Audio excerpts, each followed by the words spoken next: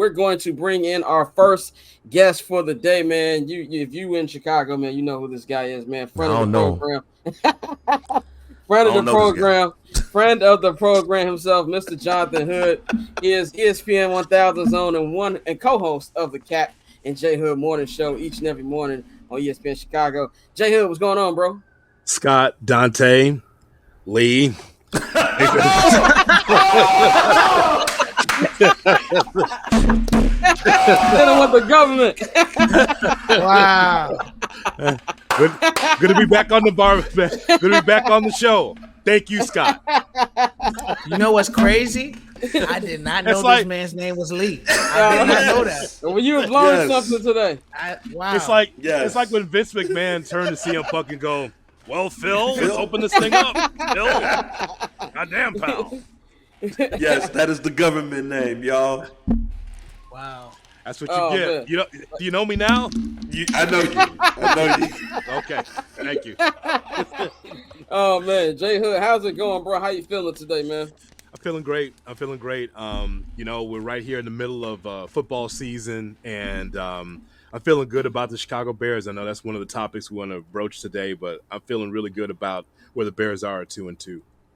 Yeah, I think relieved is more the word for me. I was in the booth on Sunday in the press box, literally thinking about, man, like this is about to go left. I didn't think it was gonna go like this early, but they were able to get that win, man. Let's just get right to it. I want to get your thought on. I kind of feel stuff that's been going on in Bears Twitter. You know what I'm saying? Like over this first month of the season, I feel like Bears fans. I don't know if I want to say been brought back to reality a little bit, but I feel like this definitely. If you'd have told us that the record would have been 2-2 going into this point of the season, I don't think anybody would have been too shocked. I think that's pretty much what people reasonably thought they would be. But I think the issue is just how the offense has been playing. You know, when you got that and Justin Fields playing well, Jaden Daniels going well, I feel like there's been a lot of insecurity too. And I know the calls that you and Kap must get. What do you think the post of Bears, not just Bears Twitter, but Bears fans are a quarter into the season?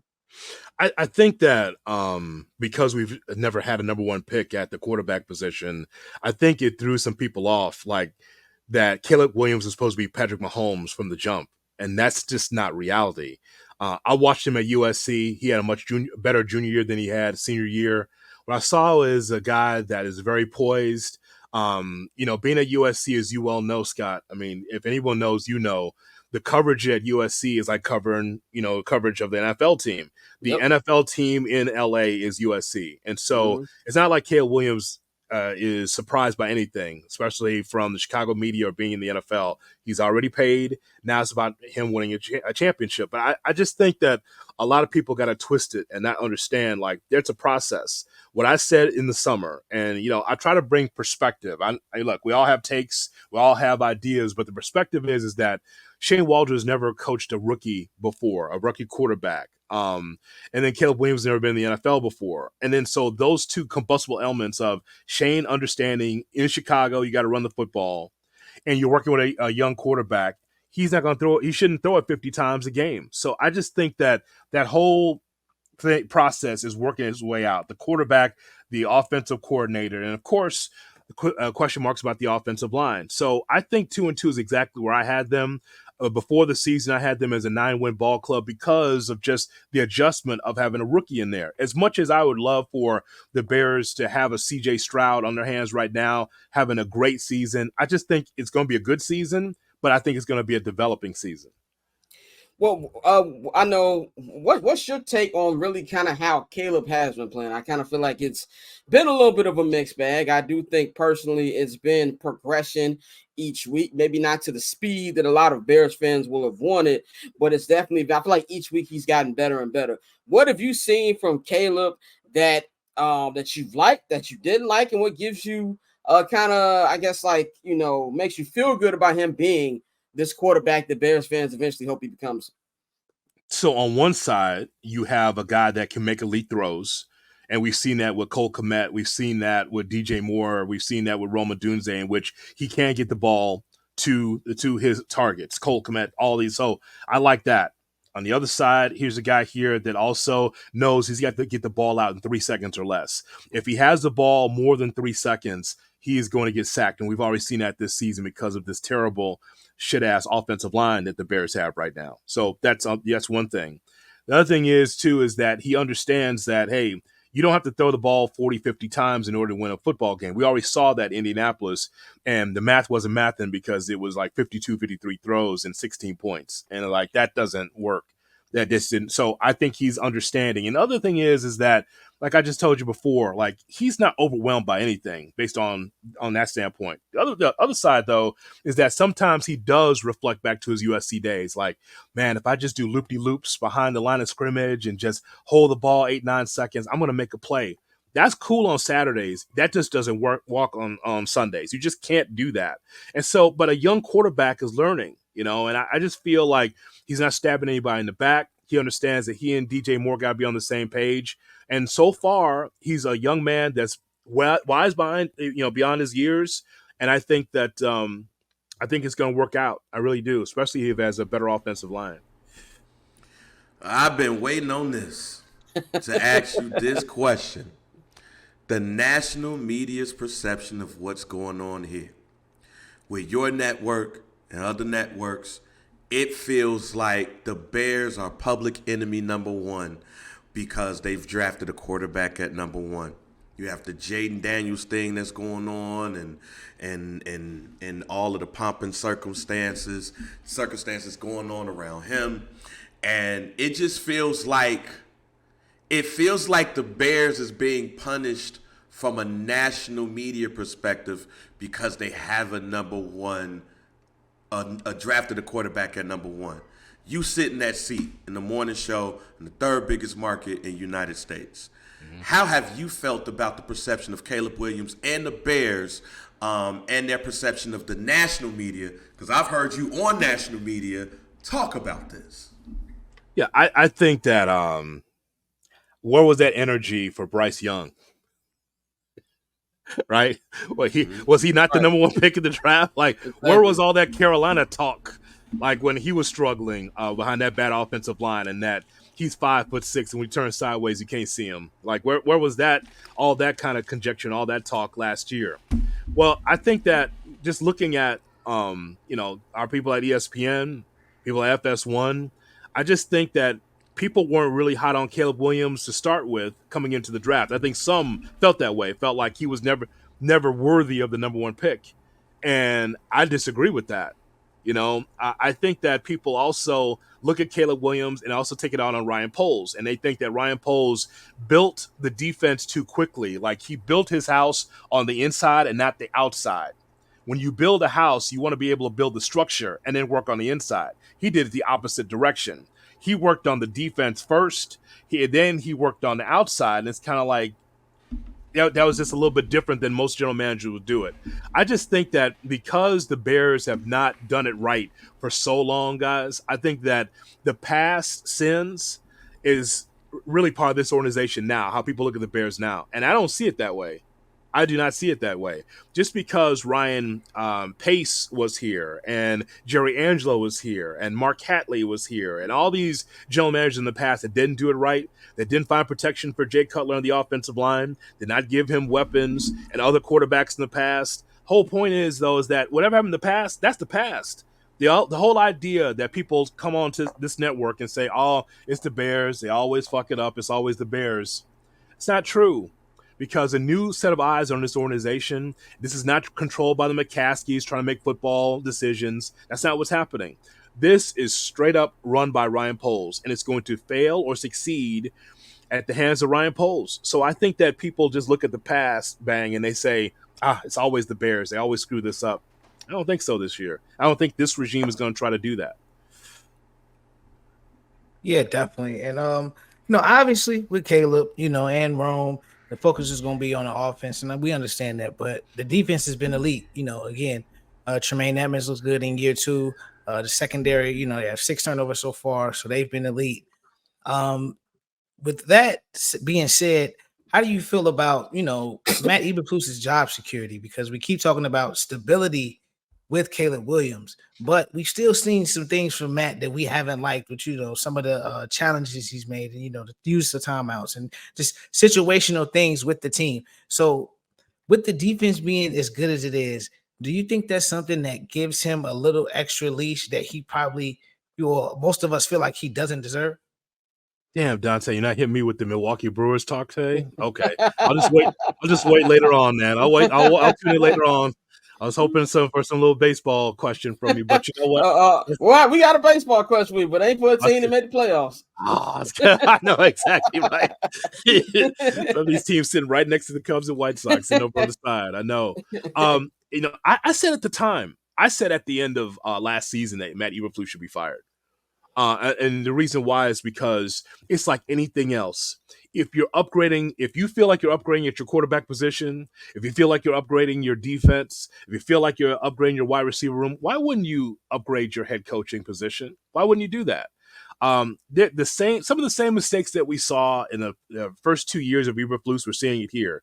Dante, you just laid it out, talking about this, the inability to understand timeouts, time and score, those little things like that. That can hurt a football team.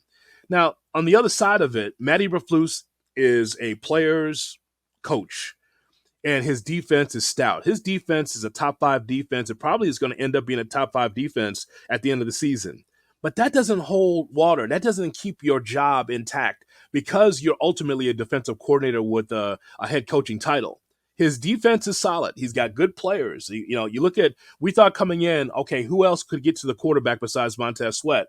Well, there's Taylor, there is Dexter, there's Billings, there's Austin Booker had played well in the preseason. So he's got guys and a strong linebacking core and great weapons in the secondary. But does that mean that he should have a long-term deal because his defense is tight? I think that the bottom line for me is that at the time, I would have changed coaches. But here's the deal. If the Bears don't make the playoffs, then Eberflus will not be here because time's ticking. You got this great wide receiver room. You got a quarterback you're trying to foster. You got a running game that you feel pretty good about. And if it's the same, if you still got 7 wins, if you're not in the playoffs, I can see a change. I would have done it before, but this is Ryan Pohl's choice. Yeah, I think that's one thing I think everybody can agree on that Flus should have been gone. I think it just never made no sense to me. If you're gonna start from scratch with the new rookie quarterback and just really kind of just being to have the organization exactly how you want it, it makes sense to start over with a new head coach. So I definitely agree with that. Let's talk about this particular game this Sunday. I feel like these next 5 games is a very winnable stretch here. I know you and Kap talked about this week about how this 5 games can make a break this season, which I 100% agree with. I think we're gonna know a lot about the Bears, but coming up with this Panther team, yeah, they've looked a lot better with Andy Dalton in the lineup, but they have not played the defense like they're gonna play this Sunday. And they're also going to be having their defense. They're missing both of their starting linebackers this week, and they already are 31st ranked overall defense. Do you think this will be the week that we finally see the offensive splash from the offense? I think so, Scott, because the blueprint was open against the Rams last week, right? The one thing that we were talking about a lot is how can the Bears run the football more? And I want to make sure it's clear. I'm not trying to turn the clock back on the Chicago Bears like we got to run it like we did in 1985. I'm not saying that. What I'm saying is that the offensive line has to work together in order to make DeAndre Swift be able to run the football a lot more effective. It's not just DeAndre Swift, but also it's Roshan Johnson, and if Khalil Herbert gets a few touches, him the same way. You see how DeAndre Swift was able to get through the tackles and was able to get first downs, and then he had great all-purpose yards because they used him for short yardage, passing the football. So it was good for him to be able to do multiple things, run the football and also be able to throw the ball in the flat, and he was able to get some yardage there. But I think that running the football is one thing, but I think that Caleb Williams has to be on the same page with his weapons. There's a reason why this room is filled. Like, what I expect this Sunday is for the Panthers to say, did you hear what's going on with DJ Moore and Caleb? They got to be on the same page and talking, well, we got to double DJ. And if that's the case, then Rome Odunze should eat. Then Keenan Allen should eat. That means that Cole Kmet should be able to play very well at the tight end position and get some targets. So I just think that against these two bad teams, Carolina and Jacksonville, it's a great opportunity for the Bears to kind of get into a rhythm. We just covered like that whole, remember that series, Scott? It was like I think it was in like the third quarter where we was able to get the ball down the field. Like I think it was a Caleb run, ran the football well, a couple of nickel dime passes, and got into the end zone. We was like, oh, look at what Caleb can do. That has to be commonplace. That has to happen more than just one particular game or one quarter. Like that has to be on a regular basis where you're starting to see Caleb feel comfortable in the pocket. And if it is a 5-yard pass, 10-yard pass, run the football, whatever it is to keep the time going and for them to get to the end zone, that's what I want. But it just can't be just the one time or maybe a couple times against the Rams. Against these teams, he should be able to get what he wants offensively. So looking at that 15-play script and just the first half in general, what would you like to see from the Bears in the first half of not just this Carolina game, but going forward? This seems like this will be easy schedule. Yeah, Bang. It starts with Swift and whatever they're going to do with the running game. But here's the thing. I think it's an adjustment for the offensive coordinator, too. Because in Seattle, as he tried to fix Geno Smith, balls in the air, a little bit of a running game, balls in the air. I just think that you have to just slowly bring along a rookie quarterback. I think that that's how you have to do it until Caleb is 100% comfortable of being able to connect to his targets. One of the negatives that I omitted earlier is that Caleb cannot overshoot receivers. Bang! I mean, you saw this with Adunze and for DJ Moore. Yeah. Is that it's open, man? He's like, I got him.